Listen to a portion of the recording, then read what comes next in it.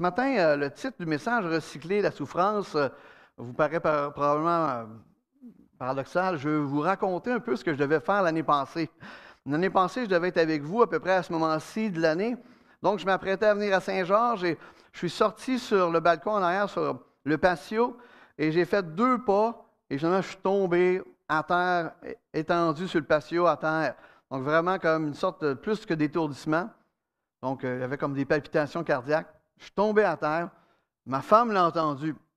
Donc, elle est sortie en arrière, puis elle a vérifié. Puis là, elle m'a vu à terre, puis elle m'a dit « Qu'est-ce que tu fais à terre? » Fait que là, j'espérais qu'elle ne m'entende pas. Parce que si elle ne m'avait pas entendu, je me serais levé pour... elle m'a entendu, elle a dit « Hein, tu t'es évanoui, hein, c'est ça qui s'est passé. C'est pas vrai que tu vas aller à Saint-Georges, tu ne vas pas conduire, etc. » t'sais. Et moi, je suis soumis à ma femme, fait que... j'ai dit « OK, chérie, elle m'a découvert. » Donc, c'est pour ça que l'année passée, je ne suis pas venu parmi vous. J'aurais bien aimé, mais ma femme, elle a l'œil, hein, elle est infirmière, mon épouse, donc elle a tout de suite déduit que je ne devais pas descendre. Et donc, ce que je vais vous présenter ce matin, c'est ce que je devais vous présenter l'année passée, donc plus 1 an. Tu sais. Donc, c'est ma joie d'être ici, de le faire ce matin. Et ce soir, on va regarder aussi le livre de Colossiens ensemble. Pour ceux qui sont là, on pourra être bénis ensemble dans la parole de Dieu. J'aimerais commencer par la prière, puis ensuite, on va plonger dans la parole de Dieu ensemble. Seigneur, notre Dieu, nous te bénissons ce matin parce que tu es merveilleux. Tu es merveilleux en tout temps, Seigneur.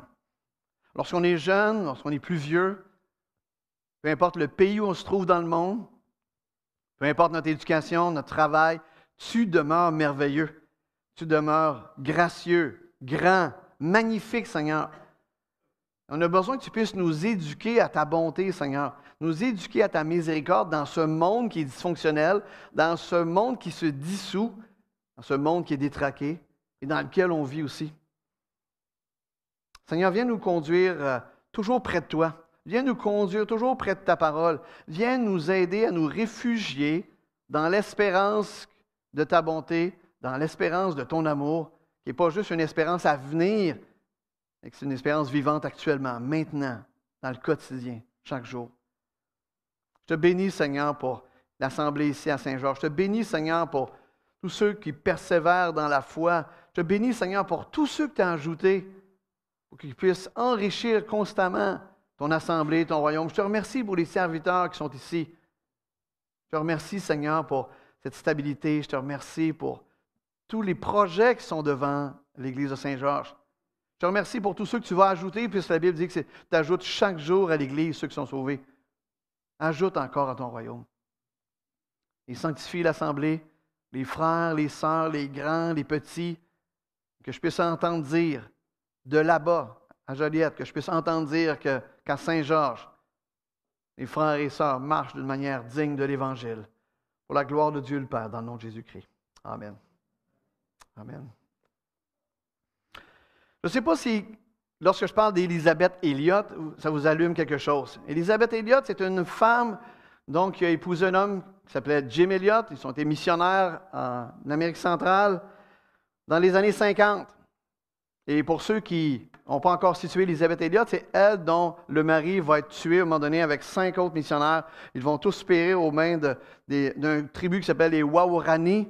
Ils ont été comme percés, empalés, vraiment avec des bâtons de bois, alors qu'ils tentaient d'atteindre les gens pour l'Évangile, l'une des tribus tellement sauvage et difficile que la compagnie Shell, qui avait installé ces installations là-bas dans les années 30, ont dû quitter la région puisque ses employés se faisaient tuer par cette tribu-là, sauvage et agressive. Et leur mode de communication, eux autres, quand ça ne marchait pas, c'est « on empale l'autre ». Ils étaient donc en voie d'extinction, non seulement en se tuant en tribu, en se tuant entre eux autres mêmes, et malheureusement, ces missionnaires-là sont morts. Et Élisabeth Elliott, donc, est la femme d'un de ces hommes-là. En 1952, Élisabeth donc, se trouve à un endroit qui s'appelle Quito. Et son but, c'est de prêcher l'Évangile et de traduire la parole de Dieu dans les langages indigènes. Et entre autres, elle voulait traduire pour un groupe qui s'appelle les Colorado, qui est un groupe indigène donc, de cet endroit-là.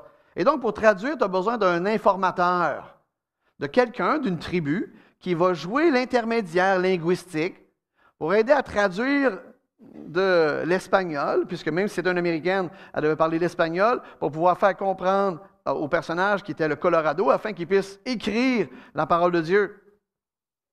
Et donc, c'est difficile donc de trouver quelqu'un, et éventuellement, elle va trouver quelqu'un qui s'appelle Don Macario, qui a joué ce rôle d'intermédiaire, et donc une sorte d'informateur. Et là, elle et lui vont commencer à développer la maîtrise de la langue qu'on appelle la tsatifiki.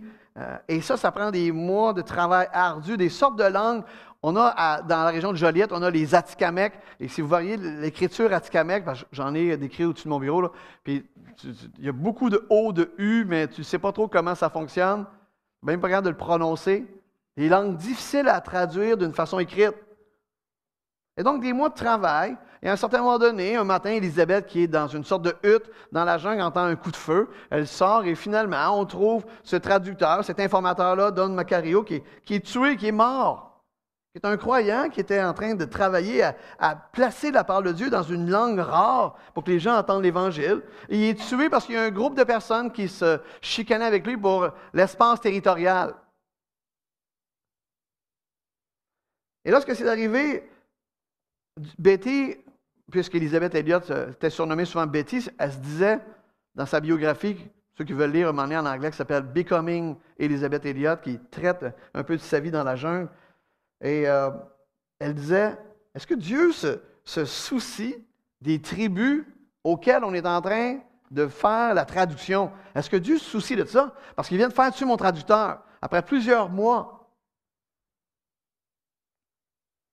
Et toujours en 1952, elle a trouvé un autre traducteur, un homme qui s'appelle Samuel, un autre informateur qui a travaillé avec elle. Et encore une fois, pendant de longs mois, ils vont travailler à traduire.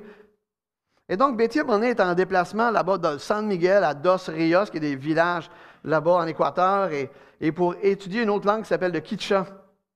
Et elle travaillait en collaboration avec une autre madame qui s'appelle Dorine, qui était la collaboratrice d'Élisabeth. Et à un moment donné, Élisabeth reçoit une lettre de Dorine, qui était son amie. Le stage est fantastique, le déplacement était intéressant, mais malheureusement, en cours de déplacement, on a subi un vol de bagages. Et dans le vol de bagages, il y avait tout notre carnet, notre cartable linguistique des langues Colorado qui a été aussi volé. Ce qui fait que tous les mois que tu as passé avec le deuxième traducteur est parti en fumée. Parce qu'il n'y avait pas de photocopieuse à ce moment-là, évidemment, dans la jungle, pas d'électricité, etc. Donc, ils ont tout perdu, encore une fois. Pas de copie, 9 mois de travail encore, perdu, volé en fumée. Et là, la question que Betty se pose à ce moment-là, c'est « Mais qu'est-ce que Dieu fait? Mais qu'est-ce qu'il fait? »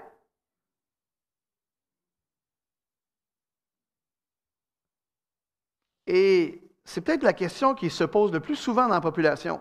Qu'est-ce que Dieu fait? La semaine passée, Michel a une conversation assez agitée avec un de ses frères. Michel est en deuil, elle a perdu un de ses frères il y a 2 semaines. Ça fait 2 frères qu'elle perd en 5 ans dans le même appartement à Longueuil, tous les 2 morts du cœur. Et un des frères, parce que Michel vient d'une famille de 8, posait la même question. Qu'est-ce que Dieu fait? Hier soir, je m'en venais à la radio, je ne me souviens pas c'est qui, j'ai chasamé la chanson. C'est une chanson d'un monsieur qui chante sur Dieu, Dieu, si tu es là, qu'est-ce que tu fais? Qu'est-ce qu'il faut faire pour que tu nous aimes? Tu nous as-tu abandonnés, etc. En pleine Radio-Canada, hier soir, quand je m'en venais, j'ai dit, voyons. Les gens se posent cette question, qu'est-ce que Dieu fait? Et c'est une grosse question, parce que probablement que cette question qui se pose à l'extérieur, vous vous la posez également. Qu'est-ce que Dieu fait? Ou qu'est-ce qu'il ne fait pas? Ou il pourrait le faire? Et Dieu permet plusieurs sortes d'événements dans la vie qui sont difficiles. Et si vous avez une femme qui a compris la place de la souffrance, c'est bien cette dame-là, Élisabeth Elliott. Si jamais vous pouvez lire, donc, en français, je pense qu'à un moment donné, il y avait un livre, ça s'appelait Les tueurs de la jungle, etc., puis une série d'ouvrages qui étaient sur ces événements-là, mais qui expliquent surtout notre rapport avec la souffrance, avec le mal à comprendre ou à ne pas comprendre ce qui se passe. Et l'année passée, quand je devais venir ici, donc, j'avais l'intention de vous présenter qu'est-ce qui s'est passé dans ma vie, principalement en 2019 et en 2020. Et une série d'événements qui s'est produit dans notre vie, à la maison, et que je voulais comme utiliser comme base pour parler ce matin de la souffrance ou de comment se comporter dans la souffrance.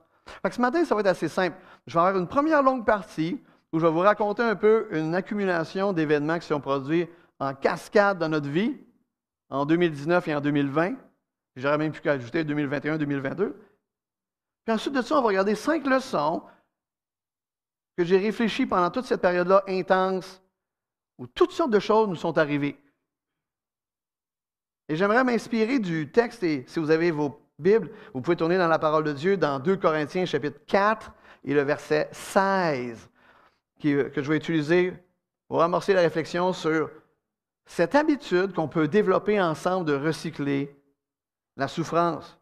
Parce qu'elle est là, la souffrance, et on n'y échappera pas personne, mais peut-être qu'à quelque part, on veut y échapper, et peut-être que ça l'explique bien des misères dans notre vie, le fait qu'on veut échapper à la souffrance alors qu'on n'est pas encore au ciel. 2 Corinthiens, chapitre 4, le verset 16. Il est écrit dans la parole de Dieu, « C'est pourquoi nous ne perdons pas courage. Et même si notre homme extérieur se détruit, notre homme intérieur se renouvelle de jour en jour. Car nos légères afflictions du moment présent produisent pour nous, au-delà de toute mesure, un poids éternel de gloire, parce que nous ne regardons point aux choses visibles, mais à celles qui sont invisibles, car les choses visibles sont passagères et les invisibles sont éternelles. » J'aimerais donc commencer par un survol de ce qui s'est produit dans notre famille dans les 2-3 dernières années et qui va introduire, comme j'ai dit, les points que je vais mentionner concernant la souffrance. Vous savez donc que je suis marié avec Micheline depuis 31 ans, donc la souffrance a commencé là il y a 31 ans.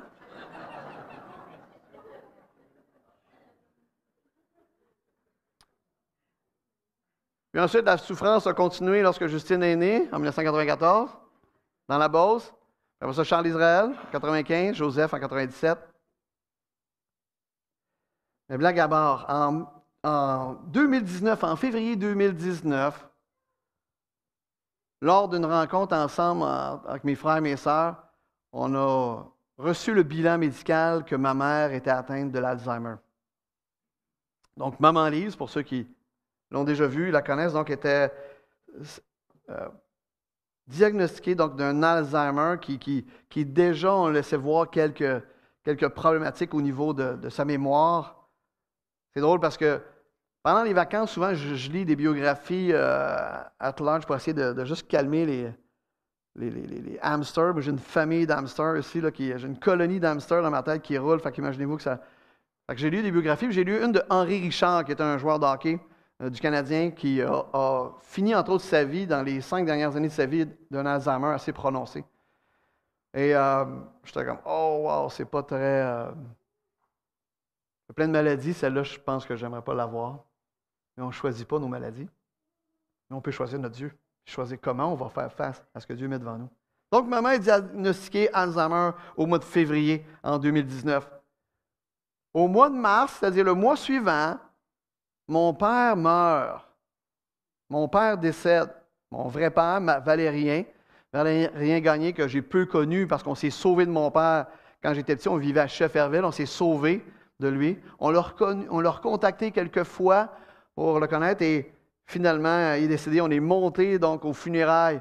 En fait, il n'y avait pas de funérailles. On a organisé des funérailles dans l'auto parce que la famille qui était là avec mon père avait peur que nous, les gagnés, on venait conquérir Amqui puis prendre l'héritage de mon père. Fait qu'il n'y avait rien d'organisé au salon funéraire. Puis dans cette semaine-là, en plus, on a appris qu'on avait un autre frère qu'on ne savait pas, qui était un Amérindien, donc, qui s'appelait Billy, qui était dans le nord, Fait qu'on a appris ça le mercredi, les funéraires ont lieu le samedi. C'était la pagaille là-bas. On est arrivé au salon funéraire.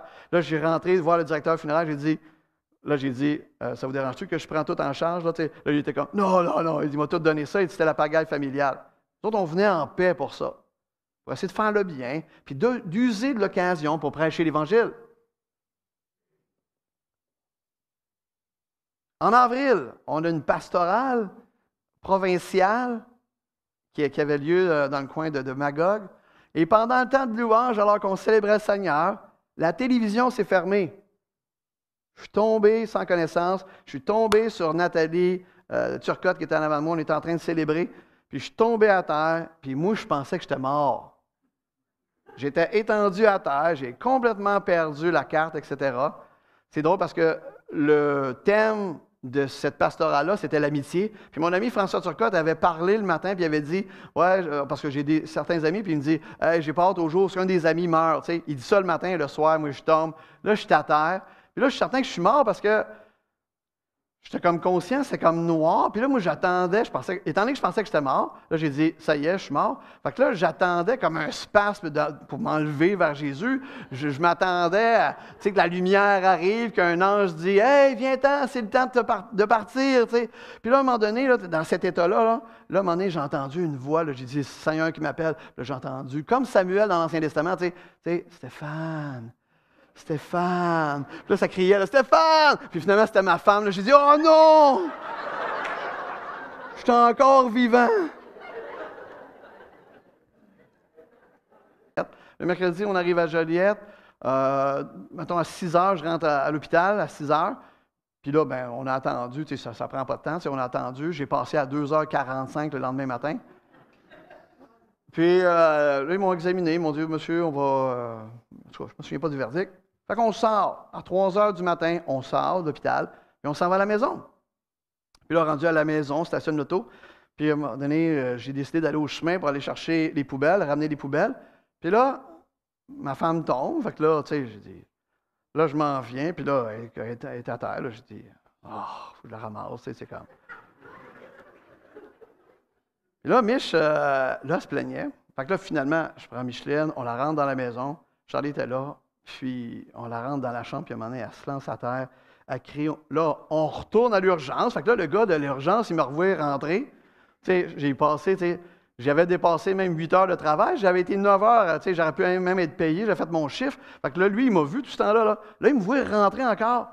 Là, il me dit, ah, c'est encore vous, monsieur? Non, non, là, c'est pour ma femme. Puis finalement, ils ont vu que Micheline s'était fracturée assez sévèrement, donc le bras, là, non pas comme ça, mais une sorte de façon effilochée, je ne pourrais pas vous décrire comment, là. Tellement, donc, Micheline a été jusqu'au mois de novembre, donc on était au mois d'avril, jusqu'au mois de novembre, Micheline ne pouvait pas être fonctionnelle du tout.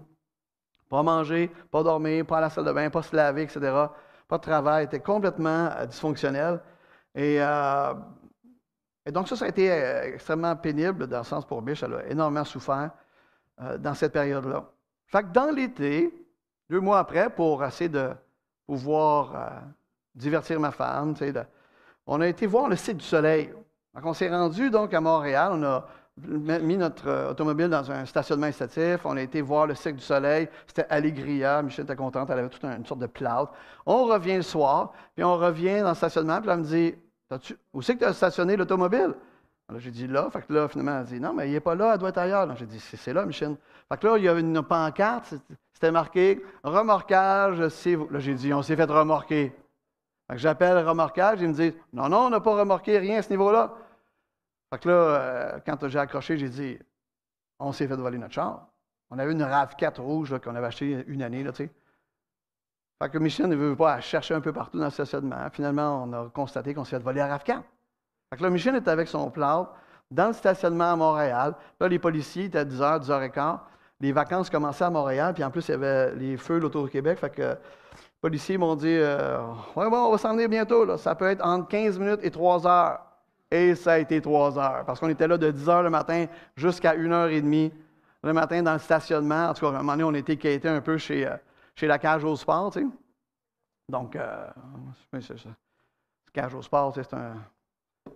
J'ai aimé ça. Moi, j'étais là à minuit, j'étais comme devant la TV. Justine est venue nous chercher. Le gars de la Cage au Sport nous a offert le lunch. Il a dit vous avez fait voler votre char, vous avez fait mon lunch. Moi, j'étais content. Je me suis fait voler un char, mais j'avais gagné un repas. Puis, j'ai regardé un match de boxe que je voulais voir. Fait que là, j'ai dit. En octobre, à un moment donné, je suis toujours dans la même année, là. Donc, Michel est toujours en plâtre. Je suis à Saint-Césaire en train de travailler avec mon frère. Ma mère, on est en train d'arranger sa maison. Puis à un moment donné, dimanche matin, c'est l'église. Je reçois un téléphone, c'est un numéro inconnu. J'ai osé répondre, mais tu sais, je l'ai fait par instinct. Là, puis, là, c'est le cardiologue. Le cardiologue dit, Monsieur Gagné, là, j'étais à Saint-Césaire, il dit, vous en venez immédiatement à Joliette. Votre cœur peut vous lâcher à tout moment. Là, il m'explique toute la situation. Là, je raccroche. Là, j'ai dit, je vais continuer le culte. Je vais faire les travaux chez maman dans l'après-midi. Tu sais. J'avais à cœur de finir les travaux chez ma mère. Tu sais. Mais là, ma femme m'appelle 2 minutes après. Hein? Allô? Allô, oui. Alors, ça va-tu bien? Oui, ça va bien. Là, tu sais, un blette, ma femme m'appelle. Ah, ouais, tu sais. Elle a dit, tu s'en viens-tu? Non, mais je vais faire les travaux chez maman. Puis elle me dit, hey Stéphane, le cardiologue, il t'a appelé, je sais, il me l'a dit, puis tu s'en viens tout de suite à la. Fait que là, finalement, je ne pouvais même pas conduire. Fait que ma femme a dû partir de Joliette avec quelqu'un de l'église, un ambulancier qui est à l'assemblée là-bas pour venir me chercher, m'amener à l'hôpital. Finalement, j'ai été 2 semaines hospitalisé, donc, pour les examens du cœur à l'hôpital de Joliette.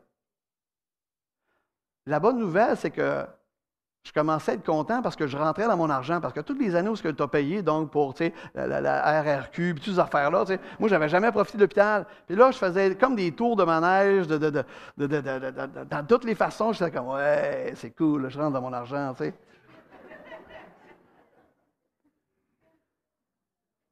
Malheureusement, le fait de cette hospitalisation-là a amené que j'ai dû rater mon voyage que j'avais quelques jours après en Russie.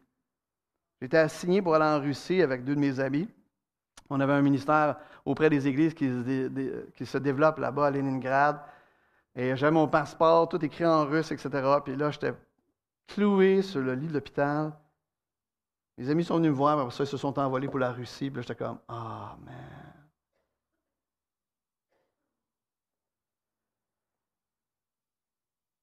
En février, donc quelques mois après, je suis sorti de l'hôpital en octobre. En février, donc il y a eu une période de neige importante. Et puis, je voulais aider les gens. Il a fait 7 degrés à peu près, 7-8 degrés. J'ai voulu aller aider pour déneiger le toit. Et je suis monté, donc, j'avais déjà été le lundi pour enlever un peu la neige, mais je n'étais pas monté sur le toit. Le mardi, je suis retourné avec mon fils Charlie, on a enlevé une certaine portion. Puis le mercredi, quand je suis remonté, ça avait gelé la nuit. Donc, l'échelle était déjà là, Danny était sur le toit, je suis monté avec lui, puis j'avais les pelles avec moi, j'avais ma bouteille d'eau, etc. Puis quand je suis monté l'échelle, j'ai regardé à gauche et à droite, puis j'ai regardé un peu la configuration du toit pour savoir par où je passerais pour marcher. Puis là, j'ai regardé tout ça, puis là, tout semblait correct, j'ai choisi mon chemin. Fait que là, je lâche l'échelle, puis là, je mets le premier pas. Puis le premier pas que je mets, c'est trouvé être un pas que j'ai mis sur une sorte de langue, une langue de glace, tu sais, quand ça gèle, là, après que ça a coulé une journée de temps. Là. Et du moment où j'ai plié là-dessus, j'ai senti en danger, je me suis senti en danger, j'ai perdu, puis là, j'ai lâché les pelles. Là, je suis tombé sur cette langue de glace-là, puis là, j'ai commencé à glisser. J'ai commencé à essayer de m'accrocher de toutes les façons pour pouvoir éviter de tomber. Puis là, ça glissait. Puis là, à un moment donné, j'étais comme... Là, j'ai eu le temps de dire dans ma tête, « Oh, ça va faire mal. » Puis là, à un moment donné, je suis tombé dans le vide. Là, je l'ai perdu un bout parce que je ne sais pas trop comment je suis tombé. T'sais. Et je sais que quand je me suis tombé, j'étais au sol, puis je me disais, « C'est arrivé, je suis tombé. » C'est ça, tomber. T'sais. La première chose que j'étais comme. Puis là, j'avais mal de partout. En fait, je ne savais pas où j'avais mal parce que tout faisait mal à mon corps. J'étais donc en souffrance. J'étais là. Je ne savais pas. Puis le premier souci que j'ai eu, c'est que Danny, lui, s'est emmené près de l'échelle. Puis là, j'ai regardé. Puis là, j'ai dit, ah, pauvre Danny, lui, il m'a vu tomber. Ça va être terrible de voir quelqu'un comme ça tomber. Parce que des fois, on le fait, mais là, je ne suis pas tombé sur un banc de neige, je suis tombé sur la glace. Donc, le stationnement, il y avait comme la glace. Fait que je suis tombé là-dessus. Et je ne savais pas qu'est-ce que j'avais, mais je savais qu'il me disait toujours, je vais appeler l'ambulance, je disais, non, je ne veux pas y aller. Et comme j'ai essayé de me lever à un moment donné, c'est clair que là, il y a quelque chose de majeur qui s'est produit. Fait que là, je dis, OK, appelle l'ambulance. Fait que l'ambulance est venue. Charlie, qui était à la maison, mon fils, il est venu aussi. On m'a emmené à l'hôpital.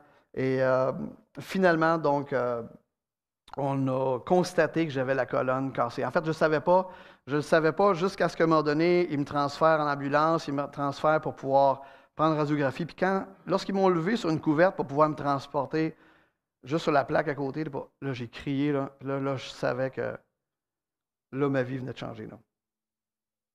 Il y a quelque chose qui s'était passé là qui changerait le cours de ma vie. Et ce qui est particulier, c'est que vous devez savoir que la semaine précédente, le mercredi soir, dans la réunion de prière, je priais au Seigneur pour dire, Seigneur, je ne veux pas finir un chrétien flat. Comme on voit souvent, si vous lisez les livres de rois ou les livres des chroniques, où plusieurs des rois commencent bien, là tu lis Asa, là tu dis, oh ça c'est un vrai pour l'Éternel. Là. Puis à un moment donné, là, au cours de sa vie, là, il y a quelque chose qui change, là ils finissent mal. Ils terminent mal la course. Puis donc, le mercredi précédent, je priais Seigneur de dire, Seigneur, puis je l'ai dit donc à l'assemblée qui était là ce mercredi soir-là, Seigneur, je ne veux pas terminer comme ça. Puis je vois ma vie, je vois toutes mes années de vie chrétienne, puis je suis juste rendu là. Puis on dirait que je passe ma vie toujours à contester le Seigneur, juste toujours à tirer sur la couverte pour en avoir plus pour moi que pour lui. Puis Seigneur, je ne veux pas finir mal comme ça. Et donc, quand je suis tombé au sol, en attendant l'ambulance, j'étais couché, puis là, plusieurs choses se passaient dans ma tête. Puis la première chose, entre autres, qui se passait, une fois que Danny est descendu en bas, il est venu me voir, puis il a appelé l'ambulance, je lui ai dit, ma vie va complètement changer, j'ai aucune idée de ce qui va arriver. Deuxièmement, je me suis dit,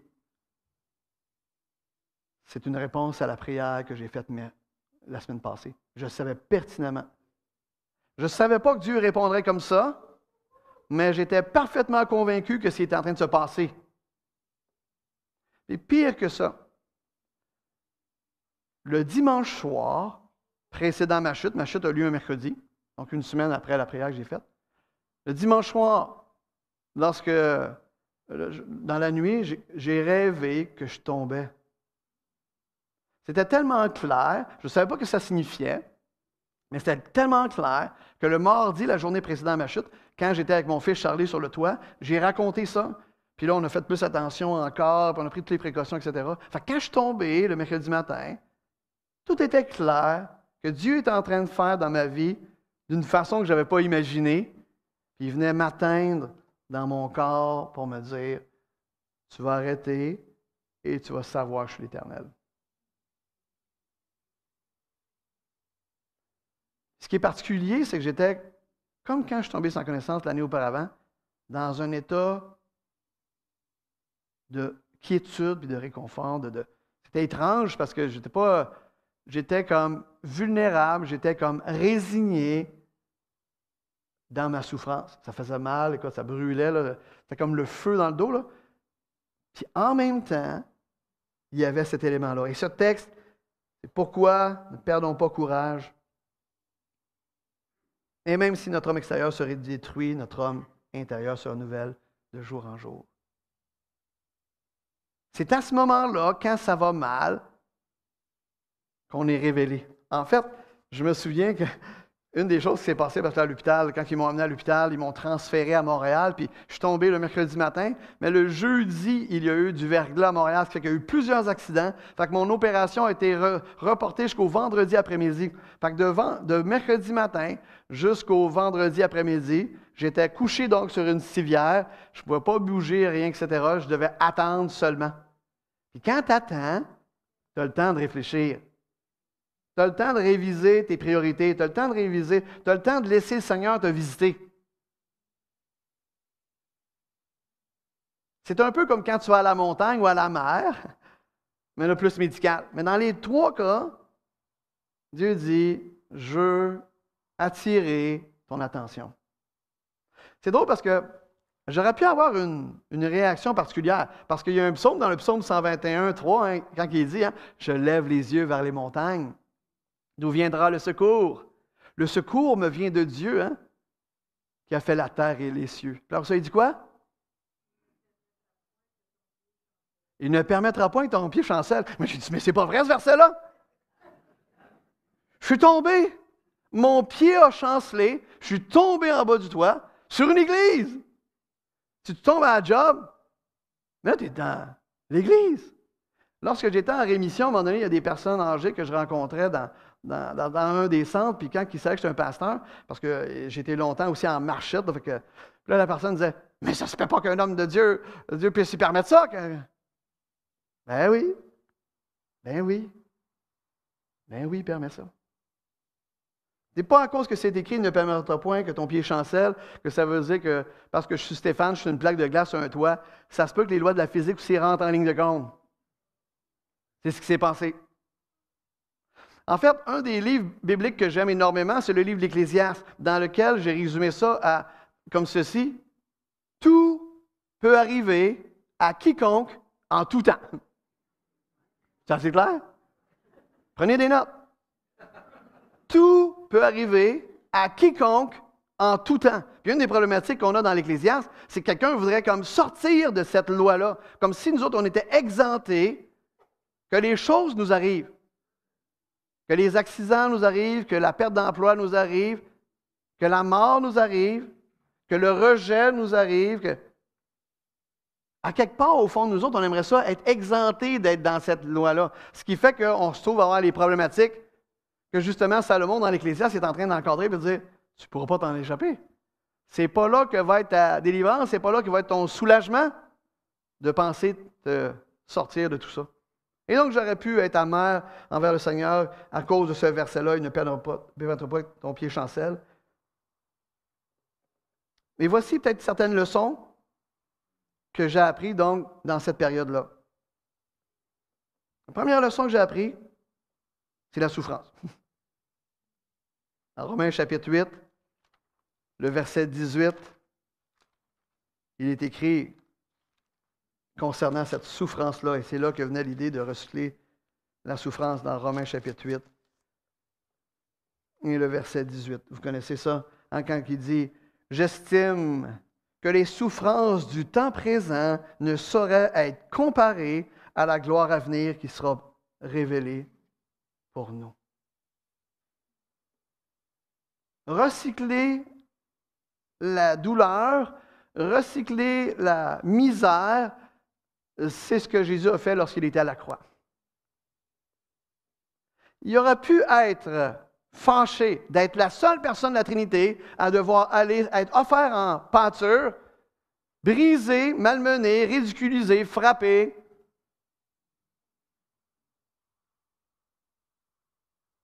Venu dans notre souffrance. Il n'est pas venu juste pour régler toute la souffrance actuelle, mais il est venu dans la souffrance, souffrir avec nous pour être capable de pouvoir nous sauver. Si le ministère de Jésus est d'enlever la souffrance, paradoxalement, ça va passer par la croix. Le traitement, le remède aux souffrances qu'on a, passe par sa souffrance sur la croix. Et c'est ce que les nations, c'est ce que les gens à l'extérieur, c'est ce que ceux qui ne comprennent pas l'Évangile s'indignent de ce que Dieu permet la souffrance. Ça m'a toujours fasciné de penser que lorsque Dieu a créé le monde, lorsqu'il savait tout ce qui était pour arriver, il savait, Dieu lui-même, qu'il était aussi pour souffrir. Il n'a pas créé ça comme en ne sachant pas ce qui arriverait. Il n'a pas créé ça en s'exentant, lui, de souffrir, en disant, il y a juste eux autres qui vont souffrir. Ça, c'est les dieux grecs, les dieux imaginaires dans la tête des gens. Mais la réalité ici, c'est que Dieu accepte déjà de souffrir lorsqu'il crée le monde, puis il dit, je vais souffrir avec vous. Puis ça va être plus que juste une belle métaphore spirituelle, ça va être concret, actuel, terrestre. Il s'est incarné comme un homme. Quand je suis au sol, brisé en deux, le Seigneur vient me visiter dans ma misère, dans ma douleur, puis il est en train de dire, Stéphane, je suis avec toi. En fait, je dois vous avouer, c'est assez étrange. Je pense que je n'ai jamais été aussi près de Dieu que lorsque j'étais cassé en deux sur la glace dans le stationnement d'église. C'était comme une sorte de bulle indescriptible, mais de sa présence. Je vous ai peut-être déjà raconté, je ne sais pas si un groupe missionnaire avait vécu la même chose à un moment donné. Il y a des missionnaires au Moyen-Orient, je ne me souviens pas exactement quand, qui ont été enlevés, 27 hommes qui ont été enlevés pendant plusieurs mois, donc qui ont été captifs par des extrémistes, peu importe qui, là, puis ils ont été malmenés, etc., ils ont été isolés, ils ont été affamés, on les a empêchés de dormir, etc. Pendant plusieurs mois, puis à un moment donné, il y a eu un échange de prisonniers ou, avec le gouvernement, je ne sais pas quoi, puis ces missionnaires sont sortis. Plusieurs mois après cette expérience-là, deux des missionnaires qui parlaient ensemble se disaient ceci. Un de ceux-là disait, c'est bizarre, hein? On dirait que ce qui est arrivé, ça fait tellement longtemps. Il me semble que je m'ennuie quand j'étais captif parce que j'étais proche de Dieu. J'avais juste Dieu, j'avais rien d'autre. J'avais pas de liberté, j'avais pas de nourriture, j'avais pas de confort, j'avais rien. J'avais juste ça. Et là, ce matin, je ne vous demande pas de vous acheter des billets à aller à Moyen-Orient puis agacer les extrémistes pour faire en cabaner, là. Dieu il va vous amener la souffrance en son temps puis de la façon dont il veut. Courez pas après ça. Mais c'est quand même, je me souviens d'avoir lu ce commentaire-là, parce qu'à un moment donné, quand il a quitté cette zone-là, là, il revient dans le quotidien, puis à un moment donné, on est distrait, puis on oublie rapidement le Seigneur. Puis comment il est tout suffisant pour tout ce qu'on a de besoin. Ce qui est particulier dans le texte qu'on a lu tantôt dans 2 Corinthiens, c'est que quand on parle de la douleur dans le Nouveau Testament, particulièrement là, dans 2 Corinthiens, on parle que vous souffrez pour un court moment. C'est une drôle de notion, parce que quand on est dans la douleur, on dit que le temps passe pas vite. Puis dans l'Écriture, il dit, vous allez souffrir pour un peu. Pour un peu de temps. C'est drôle hein, que notre évaluation du temps et celui du Seigneur n'est absolument pas le même. La souffrance, évidemment, elle fait partie de vos vies, vous la connaissez, vous l'expérimentez. Mais la question, c'est, est-ce que vous avez cet équipement spirituel dans votre cœur pour être capable de la recycler, d'être différent de ceux de l'extérieur? Parce que si ceux de l'extérieur avaient établi le plan de la vie de Jésus, il n'aurait jamais mis que Jésus serait rejeté par son peuple, par les Grecs, par les Romains, qui seraient maltraités, qui mourraient sur la croix, qui serait même abandonné de son Père. Personne n'aurait écrit un scénario comme ça. Notre réflexe humain, c'est de fuir à tout prix la souffrance. Puis, la problématique qu'il y a là-dedans, c'est que ça nuit à notre vie chrétienne quand on veut à tout prix fuir la souffrance. Ça nuit à notre service dans l'Église quand on veut fuir à tout prix la souffrance. Ça nuit à notre évangélisation quand on veut fuir à tout prix la souffrance. Ça nuit à la vie de couple quand on veut à tout prix fuir la souffrance. Notre rapport avec la souffrance, là, est tellement important, tellement majeur. Je dis à mon frère Jean-Pierre, entre autres, qui s'occupe du coaching, j'ai dit, une des choses qu'on doit, lorsqu'on forme les disciples, les nouveaux convertis, puis nous tous, là, c'est le rapport avec la souffrance. Parce que si ça, ce n'est pas réglé ou ce n'est pas clair, tous nos choix vont être en fonction d'éviter de se mettre en trouble. Fait que si un frère, il pêche, qu'est-ce qu'on fait? On fait comme si on ne l'a pas vu. Comme ça, j'ai pas de problème, on n'a pas de chicane, on veut la paix. Non, tu ne veux pas la paix, là. Dieu, s'il a voulu la paix sur la terre, il a-tu fermé les yeux sur les péchés et dire je fais comme si ça n'existait pas? Il a agi. Puis agir, ça demande du courage. Puis c'est de faire face donc au fait que oui, je vais souffrir. Pourquoi les mariages ne durent pas beaucoup aujourd'hui? Pourquoi ça éclate beaucoup? Puis on essaie de trouver toutes sortes de méthodes, de dire c'est Dieu, la communication, c'est la gestion du budget, etc. Mais à quelque part, on a peur de souffrir, on va dire Seigneur, je vais être avec la même personne toute ma vie.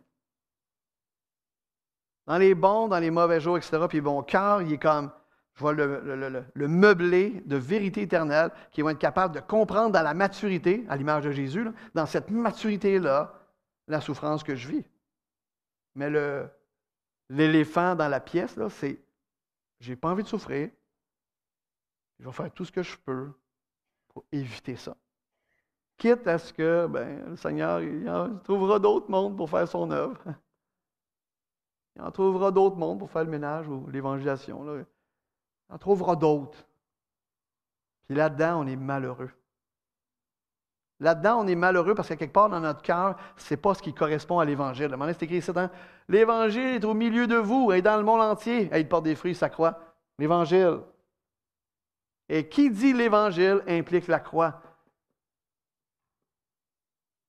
Mais c'est populaire, c'est pas populaire la croix, les gens n'aiment pas ça. Et les Québécois nous lancent constamment le signal. Pourquoi vous pensez que les gens, on est tellement ouverts à toutes les nouvelles options de genre, etc.? Parce que personne ne veut se mouiller pour dire « Hey, ça n'a pas d'allure. » C'est pour ça. Fait que tout le monde joue safe. Tout le monde joue safe pour sa business, les entreprises, peu importe. Fait qu'il n'y a personne qui ose se tenir debout et dire « Non, non, ça ne marche pas. » C'est pas parce qu'on haït ces gens-là. On les veut à l'Évangile. Que le Seigneur les sauve. Il m'est arrivé, par la grâce de Dieu, quand Micheline, parce que Micheline a été retournée à l'hôpital cet hiver, elle a encore été hospitalisée pour ses problèmes, et il essaie de détecter qu'est-ce qu'elle a là, depuis 1 an. Puis elle est à l'hôpital, on est dans le corridor, puis à un moment donné, à côté d'elle, il y a un monsieur qui est en train de lire un livre, c'est Secours volante. Fait que moi, je suis assis, je lis quelque chose, puis là, il me regarde, puis je sais qu'il veut établir le contact. Fait que je m'approche de lui, je dis « ouais, c'est un livre, George Adamski, les extraterrestres qui venaient de Vénus. » Et puis là, il était surpris que je connaissais ça. Parce qu'avant de me convertir, j'avais lu plus souvent sur les secours volantes, je connaissais cette histoire-là. Fait que là, je m'approche de lui, je commence à parler, tu sais, puis là, je dis, je voulais l'amener à voir que Dieu avait créé le monde, etc. Puis à un moment donné, quand je parlais de Dieu, il dit, « Ouais, je pense que Dieu ne sera pas content avec moi, tu sais. » Alors, non, je dis, « Pourquoi? » Il dit, « Moi, je suis gay. » Là, du tac au tac, je dis, « Ouais, mais c'est pas grave, ça. Moi-même, je suis détraqué. On est tous détraqués sur la planète. » Puis là, j'ai continué à prêcher l'Évangile. Savez-vous pourquoi il l'a bien reçu? Parce que vu que moi aussi, je suis dans la misère comme lui, puis on est des pécheurs, tout le monde. Dieu va le juger pour son péché. C'est pas à moi de le faire. Moi, je suis là pour y annoncer la vérité et l'Évangile. Puis, peu importe si c'est dégueulasse ou que j'aime pas ça, ou whatever, je ne peux jamais laisser mes préférences personnelles prendre le dessus sur mes responsabilités spirituelles. Je répète ça, je ne peux pas prendre mes préférences personnelles, ne peuvent pas être au-dessus des impératifs ou des demandes spirituelles que Dieu me demande. Trop souvent, c'est ça qui domine. Et ce monsieur-là souffre, et je souffre, et je peux le comprendre parce que je suis un être humain, on est sur la même planète. On vit les mêmes malheurs, on pêche juste différemment. Recycler la douleur. Les gens utilisent tellement ce mot-là, recycler, vous avez une porte ouverte pour parler de l'Évangile constamment, parce que c'est ce que Dieu fait. En nous sauvant, Dieu est en train de nous recycler, nous prendre, puis nous ramener à l'état original. Puis il est en train de fusionner plein de gens qui sont ici dans l'Assemblée pour les mettre ensemble et dire « Hey, je suis en train de créer une matière, une entité qui s'appelle l'Église, qui est unique sur la planète. Il n'y a rien qui ressemble à l'Église. » Et dans l'histoire, une des façons de l'Église se démarquait, ou les croyants se démarquaient, c'est dans leur comportement lorsqu'ils souffraient. Leur comportement lorsqu'ils souffraient. La deuxième chose qui me frappe dans l'Écriture, c'est concernant l'espérance. Parce que là, évidemment, je suis dans une situation comme toute brisée lorsque je suis tombé, etc. Puis j'aime le texte dans 1 Pierre. 1 Pierre, chapitre 1, le verset 3. Et si, en premier lieu, tout cet élément-là dans le recyclage de la souffrance, qui permet juste de moins d'accepter la souffrance et de dire « OK, je vais arrêter de la fuir. La souffrance ne peut pas diriger ma vie. » Je répète ça, la souffrance ne peut pas diriger ma vie. Puis il faut se poser la question de dire, c'est ça qui est en train de se passer. Puis on peut être dans la grande métaphysique, dans la grande philosophie, là, mais si on met ça sur le plancher des vaches, là, terre à terre, dans mon couple ou dans mes amitiés, ou des gens dans les églises. Combien de gens qui ne sont pas dans les églises? Ah, moi j'ai souffert dans l'église, ça. Puis là, je suis comme, tu viens de comprendre ça, là? La Bible est remplie de souffrance, elle est remplie de bric-à-brac. Là, tu pensais quoi? Dans ton église locale, il n'y aura rien qui se passe? Mais c'est quoi cette affaire-là? T'as-tu lu ta Bible? D'un couvert à l'autre, ça va bien. Sauf Genèse 1 et 2, sauf Apocalypse chapitre 22, 21, 22. Il y a juste 4 chapitres où ça va bien dans la Bible. Fait que le reste, ça va mal. Pas compliqué, hein? Juste 4 chapitres dans toute la Bible où ça va bien. Ça doit nous lancer un signal quelque part, dire OK, on vit nous autres dans cet intervalle-là. Est-ce que nous, les chrétiens, on l'assume? Parce que si on ne l'assume pas, on ne sera pas capable de conduire tous ceux qui souffrent dans le monde. On va les conduire vers toutes sortes d'alternatives qui ne régleront pas le problème fondamental dans leur âme, qui c'est de faire la paix avec Dieu. Puis la paix avec le fait qu'on va souffrir encore et encore. Et puis personne n'aime souffrir. Et je n'aime pas souffrir. Là. Je ne suis pas là ce matin pour faire l'éloge de la souffrance et dire « Let's go, tu sais, mordons-nous les uns les autres », comme dit dans Galates. L'espérance vivante. Deuxième leçon de vie, entre autres dans 1 Pierre, chapitre 1, le verset 3, il est dit « Béni soit Dieu, le Père de notre Seigneur Jésus-Christ, qui, selon sa grande miséricorde, nous a régénérés pour une espérance vivante par la résurrection de Jésus-Christ d'entre les morts, pour un héritage qui ne peut se corrompre, ni se souiller, ni se flétrir. Il vous est réservé dans les cieux, à vous qui, par la puissance de Dieu, êtes gardés par la foi pour le salut prêt à être révélé dans les derniers temps. » J'aime beaucoup cette expression « espérance vivante ». Une espérance qui vivifie. J'espère que vous avez l'espérance.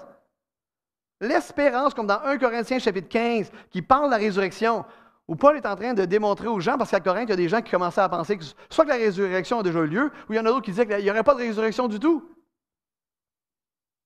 Là, l'apôtre Paul, dans 1 Corinthiens 15, va faire l'éloge de cette espérance qui est liée, entre autres, à la résurrection. Je suis brisé, je ne sais pas où et comment, au sol. Il y a quelque chose qui roule dans ma tête. C'est cette espérance vivante-là. Et quand j'étais donc à l'hôpital, puis après ça dans le centre de réhabilitation, que je me promenais, je pouvais utiliser donc ma souffrance, ma situation, pour témoigner de l'espérance qu'il y a en Jésus-Christ. Et une des choses que je disais aux gens, parce que j'étais cassé, puis là j'ai dit, c'est pas grave que je suis cassé. Ça m'écoeure, tu sais, j'ai dû abandonner d'arbitrer au soccer, il y a des choses que je ne peux plus faire. Je ne peux plus faire le geste de gauche, je ne pourrais pas faire ça. Le plus que je peux sauter, c'est ça. Ça, c'est le pire que je peux sauter.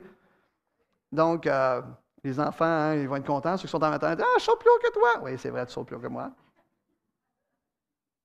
Je garde toujours les bons souvenirs d'Aubergalion à notre école qu'on avait quand on était ici dans le passé. J'avais l'opportunité, lorsque j'étais dans l'hôpital, de dire aux gens, hey, les chrétiens, on est les plus privilégiés du monde. On est les mieux assurés. En fait, ce qui est le fun avec nous, c'est que même si mon corps est brisé, j'ai la meilleure garantie sur le marché. J'ai une valeur à neuf, pièces et main-d'œuvre sur mon corps. C'est ce qu'on appelle la résurrection. Amen. Fait que quand vous regardez à la télévision des gens qui vous proposent des alternatives, comme oui, telle assurance, ça, on a la meilleure garantie sur le marché. Fait que peu importe ce que je me casse, peu importe ce qui m'arrive avec mon corps, Dieu dit valeur à neuf, certifié, pièces et main-d'œuvre. Fait que je pouvais être donc à l'hôpital et de dire aux gens, as-tu cette garantie-là? Fait que peu importe si tu te casses un bras, peu importe ce qui t'arrive dans ta vie, une maladie, etc. Hey, j'en suis rendu des fois que quand j'ai la grippe, j'en profite, j'ai la grippe avec ça, j'en profite. Pourquoi? Parce qu'il n'y aura plus de grippe d'alternité, fait que je peux juste en profiter là. Plus jamais. Ce matin, ceux qui ne me connaissent pas disent « Mais il est cinglé, ce gars-là! » C'est quoi qu'il a mangé un matin? J'ai rien mangé. Ce que je veux dire, c'est que s'il y a une espérance dans l'Évangile, il faut se l'approprier en bon temps puis en mauvais temps. Il faut qu'à quelque part ça apparaisse. Il faut qu'à quelque part cet Évangile-là vivifie, même dans la misère, même dans ce qui pourrait nous apparaître des catastrophes, et de tourner ça, de recycler ça pour qu'on puisse briller, pour que les gens puissent voir quelque chose de différent en nous. Pas juste quand on est en santé, pas juste quand nos familles vont bien, pas juste quand il fait soleil, en tout temps. Puis la marque d'un enfant de Dieu, c'est ce rapport sanctifié avec la souffrance, parce que compris dans le sens de l'Évangile, c'est cette vie d'espérance qui concrètement habite mon âme. Et même si mon homme extérieur se détruit, mon homme intérieur se renouvelle. Est-ce que lorsque tu souffres, est-ce que lorsque tu es blessé ou malade ou maltraité au travail ou ignoré à l'école ou whatever, est-ce que ton homme intérieur se renouvelle? Parce qu'habituellement, dans la physique, dans la chimie spirituelle de l'Évangile, même si à quelque part on est brisé, à quelque part on est renouvelé à l'intérieur. Ça, c'est un signe, une indication de santé spirituelle, de progrès dans l'Évangile, d'expérience de l'Évangile, qui fait que les gens qui nous regardent vont pouvoir dire « Mais quelle sorte de croyance que tu as? » C'est ça qu'ils vont dire. Il ne faut pas ça nulle part. Ils disent, mais c'est quoi cette affaire-là? Ils sont surpris. Quand ils sont surpris, ils sont peut-être disposés à entendre la bonne nouvelle du Seigneur.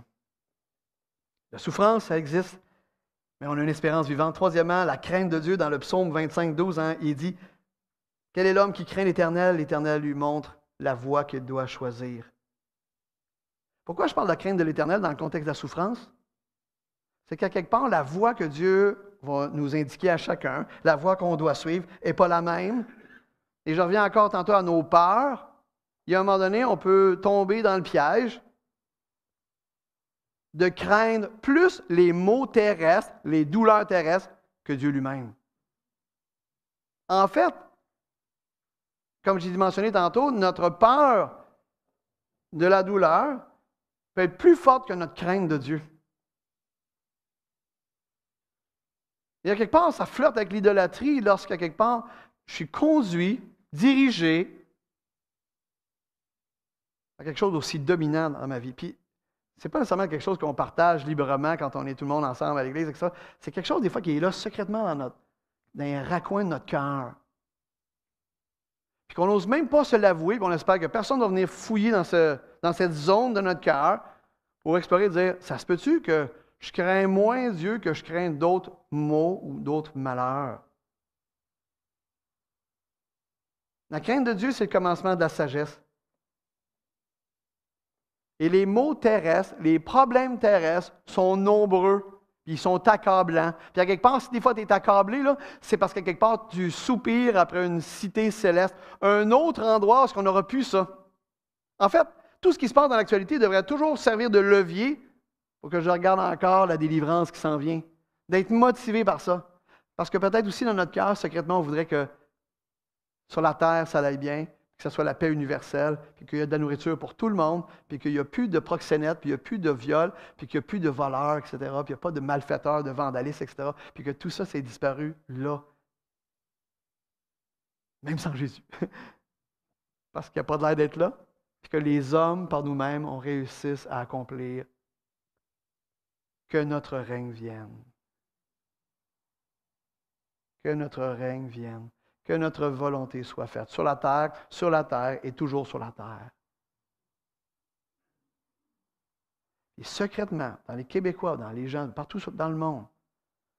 Et ça veut aussi, c'est dur à déloger même dans notre propre cœur.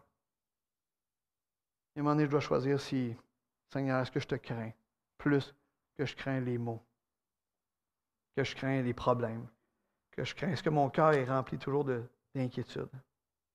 Quatrièmement, le temps qui nous reste. Quand je suis dans une situation semblable, Psaume 90, verset 12, enseigne-nous à bien compter nos jours. Quand je suis au sol, je n'ai aucune idée de la nature de la blessure, la durée de la blessure, de l'issue même de cette blessure-là. En fait, comme j'ai dit quelques mots auparavant, je pensais que j'étais déjà mort. Ça, ce que ça veut dire, c'est que l'horloge m'indique 10h54, mais le temps, des fois, c'est abstrait. Et vous le savez, quand on a des enfants, on commence à voir le temps passer, le temps se développer. Puis une des réflexions que j'ai par rapport à toute cette histoire-là, c'est de dire, j'ai aucune idée combien de temps il me reste. Je vous l'ai dit peut-être tantôt que Micheline a perdu son frère il y a 2-3 semaines. Gilles, qui était dans la foi, Gilles-Henri. Puis, à chaque fois, puis je sais, quand j'étais chez Samuel hier soir, là, il montrait aussi des images des gens qui sont partis pour la gloire. Puis on ne sait pas qu'est-ce que l'avenir nous réserve. J'ai lu cette année, concernant Abraham Lincoln, qui a dit quelque chose de sage. Il dit, qu'est-ce qui est intéressant avec l'avenir, c'est qu'il vient un jour à la fois. L'avenir vient une journée à la fois. Des fois, on est là dans l'avenir, on se projette dans l'avenir comme si l'avenir, c'était un lieu, c'est là. L'avenir, là, c'est aujourd'hui. C'est là que tu es là. On peut projeter, on fait des projets, c'est correct, c'est pas ça, là. Mais c'est de faire comme dans Jacques. Vous vous souvenez dans Jacques, hein? Ceux qui font des projets, puis ils disent, Vous devriez plutôt dire, si Dieu le veut, demain, nous ferons telle ou telle chose. Puis c'est de développer cet art de dire, OK, là, j'ai juste le contrôle, comme il dit dans l'Ecclésiaste, sur là, maintenant, aujourd'hui. Ça m'a amené à prendre une bouchée beaucoup plus réaliste de ma vie pour être capable, au lieu de rêver à des exploits spirituels que j'accomplirais, mais de le faire là, au fur et à mesure que là, j'existe. Puis même de prendre l'habitude que le soir, quand je me couche, là, souvent, quand je prie, là, j'essaie de faire la révision de ma journée pour dire, qu'est-ce que j'ai fait aujourd'hui? Là, j'essaie de voir, OK, matin, j'ai fait le culte, j'ai fait là. Pour constamment être en contact avec ce que j'ai un peu, je dirais même pas le mot contrôle, là, que j'ai accès un peu, c'est là, aujourd'hui. Et quand tu dois réapprendre à marcher, parce que c'était mon cas, en fait, je ne savais pas si j'étais pas marcher. En fait, je suis surpris de ne pas être plus cassé que ça. Je ne sais pas comment je suis tombé. Les ambulanciers se demandaient pourquoi je n'étais pas mort. Moi, je me demandais pourquoi je n'étais pas plus fracturé partout. Je ne sais pas comment je suis. Mais une chose est certaine, c'est que il a fallu que je réapprenne à marcher. Avec des instruments, puis avec des marchettes, puis là, j'avais là, à l'hôpital, là, des petits pas, puis j'ai tout dû réapprendre. J'ai dû réapprendre à aller à la salle de bain, j'ai dû réapprendre à le temps qui nous reste. J'ai vécu quelque chose à un moment donné, quelques jours après que j'ai été opéré, donc à Montréal. J'ai été opéré, donc 1 ou 2 journées après, j'ai été un samedi soir. J'ai vécu, je pense, le pire moment de ma vie. J'étais dans mon lit d'hôpital, donc l'opération a eu lieu le vendredi, on est samedi soir. C'est juste au début de la COVID. On n'entendait pas le COVID va commencer en mars. Moi, je suis tombé le 26 février. Je suis dans mon lit, puis à un moment donné, je suis mal installé, je ne peux plus bouger du dos pantoute. Puis là, à un moment donné, ils m'installent dans un lit, puis je ne sais pas pourquoi ils m'ont donné un lit au lieu d'un lit électronique. C'est un lit à manivelle. Fait que imaginez quand il m'a... Je ne comprends pas pourquoi. Fait que là, il fait ça. Là, la nuit, donc, les infirmières sont parties, puis il n'y avait pas beaucoup de personnel non plus. Fait que ce qui arrivait, c'est que graduellement, je glissais dans mon lit. Là. Tu sais, quand tu es couché à 45 degrés, là, tu glisses un peu. Là, je glissais. Là, je glissais un peu. Puis là, à un moment donné, tu glisses. Là, je pesais sa sonnette, mais là, tu sais, il venait quand il pouvait. Là. Puis là, on est dans la nuit. Là. Puis là, à un moment donné, non seulement je glissais, mais je commençais à glisser sur le côté. Puis là, je commençais à me foirer.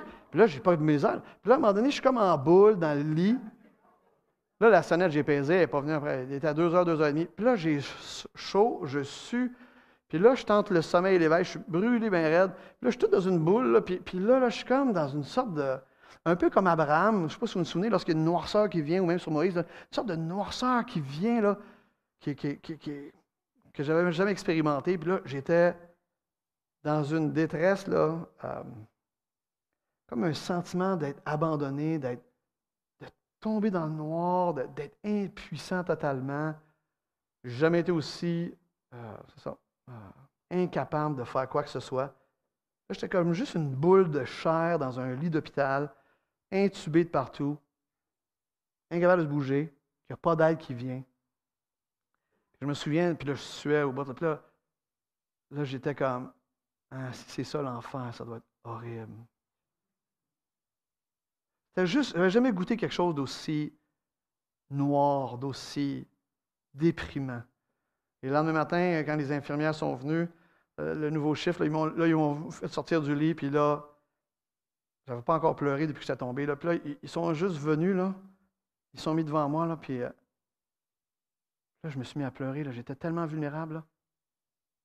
Ils n'ont pas fait grand-chose, mais au niveau pastoral, c'était tellement enrichissant pour dire hey, ça ne prend pas grand-chose pour juste communiquer quelques affections, quelques grâces, quelques amours. Quand les gens sont en souffrance. Ils n'ont presque rien fait, les malades. Ils ont juste rassuré, oui, monsieur, on est avec vous. Là. Ça tellement ça que j'avais besoin. Ils n'ont pas amené une nouvelle colonne. Ils n'ont pas amené de... Juste ça m'a fait fleurir, là. Revivre.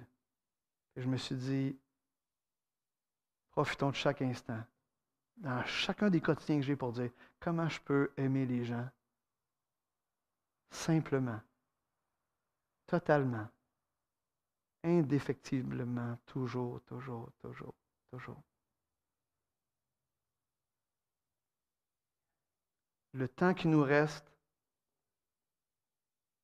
on le comprendrait si on aurait notre horloge puis qu'on verrait combien de temps il nous reste. Et toute cette souffrance-là m'a appris à dire, je suis là, comme dans l'Ecclésiaste, hein, je vais jouir de ce que je mange. Ce matin, je vais jouir que je suis ici à Saint-Georges. Je suis pas à Joliette, je suis pas à Granby, je suis pas à Longueuil, je suis là avec vous ici, puis je vais enjoyer là, je vais être dans la joie là. Puis je vais aimer chaque personne que Dieu va amener là, dans le quotidien. C'est ça la force que j'ai de faire. Et vous pouvez le faire dans ce monde qui souffre. À la job, à l'école. C'est certain. C'est simple. Ça nous demande juste d'être visité par le Seigneur puis que notre compréhension de la souffrance change. Dernier point, la providence de Dieu. Je répète constamment la providence de Dieu. Dans Genèse 50, verset 20, lorsque Joseph dit « Le mal que vous avez projeté de me faire, Dieu l'a transformé en bien », c'est un texte c'est un texte que j'avais sur un papier lorsque j'étais ici en 2008, lorsqu'on a eu la dernière réunion qu'on a eue ensemble. Je l'ai encore, ce papier-là. Il est dans mon cartable pastoral. C'est le premier papier qui est là, puis c'est ce verset-là dans Genèse 50. Dieu va tourner les choses à sa gloire. Il change les choses. Et la clé du bonheur, c'est d'être capable de pouvoir voir tous ces mots-là transformés en bien. D'être capable de voir toutes ces séquences d'Alzheimer ou de maladies que Michelin a ou des drames qui pourraient nous jeter à terre. Parce que c'est ce que fait la souffrance quand les événements nous jettent à terre. Puis à quelque part, le Seigneur est en train de dire « Hey, je peux te relever. » J'ai besoin d'une perspective beaucoup plus large que juste le maintenant. Fait que c'est paradoxal, vous allez dire qu'on vit dans le maintenant, puis en même temps toujours avec l'espérance qui s'en vient.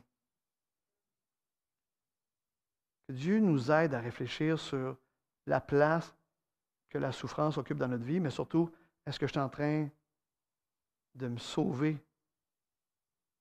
Ou à quelque part, j'accepte qu'on va souffrir, puis je vais recycler cette souffrance-là pour être capable de pouvoir servir le Seigneur. Comme j'ai dit, servir le Seigneur, c'est pas juste d'être ici en avant, c'est pas être juste avec l'école du dimanche, c'est d'être capable de prendre toutes ces opportunités-là pour dire comment je peux inspirer les gens, parce que les chrétiens, on a des yeux différents, parce qu'on a un royaume différent qui nous attend, on a une espérance vivante. Puis comme j'ai dit, vous allez dire, Stéphane, tu fais ça, puis toi, c'est ta personnalité comme ça. Je veux rien savoir des personnalités, je m'en balance des personnalités. C'est pas ça qui. Dans la Bible, tu n'as pas de ça de personnalité, là. C'est la spiritualité. La spiritualité domine ma personnalité. Si ce n'est pas le cas, encore là, on a un problème. Puis ça va créer de la souffrance. La spiritualité, c'est ce qui doit déterminer. Paul à Timothée, ce n'est pas un esprit de timidité que Dieu a donné. Un esprit de force. Que Dieu fasse de vous des gens qui vont pas juste être abattus par la souffrance qu'il y a dans le monde, mais d'être capable de la réutiliser dans une perspective éternelle. Pour que les gens qui sont là puissent voir qu'il y a un sauveur qui les a aimés dans la souffrance, que vous êtes capable d'aimer dans la souffrance, vous êtes capable d'encore aimer lorsque vous allez souffrir dans votre corps ou quand les gens vont vous faire souffrir. Puis avec ça, vous allez être différent. Je termine avec la citation de Mme Elliott qui dit « Le test sévère de la foi ne vient pas lorsqu'on voit rien qui se passe, mais vient lorsqu'on observe une série d'évidences qui semblent prouver que notre foi est vaine. » Elisabeth Elliott disait que Dieu fasse rien, c'est une chose, mais quand il permet que ton traducteur se fasse assassiner, que tu perds ton document, etc., puis que tu te poses la question, mais qu'est-ce que tu fais, Dieu? Ça, c'est dur d'avoir la foi quand Dieu permet des affaires que dans notre système de valeurs, on a exclues. Puis la foi est testée à ce moment-là. Seigneur, je te fais quand même confiance. Puis j'espère que tu vas faire quand même confiance. Pas juste que quand des beaux chants ou quand vous avez des beaux sermons, quand vous avez une belle journée comme ça. Vous n'êtes pas révélé quand ça va bien, là. Ce que vous êtes réellement, ce que je suis réellement, est révélé quand ça va mal. C'est là qu'on va voir où tu es rendu. C'est là qu'on va voir qui tu es. C'est peut-être là aussi qu'on va voir où j'ai besoin d'aller pour pouvoir grandir dans le Seigneur, afin de recycler cette souffrance-là, puis d'être capable de la renvoyer aux gens, non pas les faire souffrir, mais de les aimer et de les comprendre dans leur misère. Parce que les autres souffrent sans espérance. Et nous, on souffre avec une espérance vivante, avec un Dieu glorieux, Dieu le Père. Au nom de Jésus. Amen.